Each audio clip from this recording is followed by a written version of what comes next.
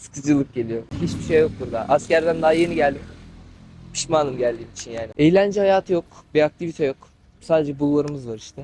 Çok rahat, çok iyi geliyor. Huzurlu yani Kütahya. Gençlere bak mesela, gençler bir şey, doyumsuz gençler. Kütahya bence dünyanın en sıkıcı sayılı şehirlerinden biri. Niçin yapılacak hiçbir şey yok. Bence tek güzel tarafı Eskişehir'e yakın olması. O kadar. Gençler için hiçbir şey yok. Sadece ucuz olması diyebilirim. Emekli olsam yani buradan daha güzel yaşanacak şehirler var ya.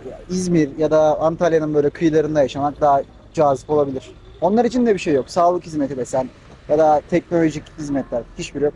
Valla ben buralı olduğum için ben huzur buluyorum yani. Çıktığımda şu caddeye yürüdüğüm zaman mesela huzuru buluyorum yani. Gençler için gayet normal çünkü onlar için eğlence eriyor. Biz bu caddede gezeriz, onlar Kafeler Caddesi'ni tercih ederler. Ya bu da yaş olayından kaynaklanan bir şey yani.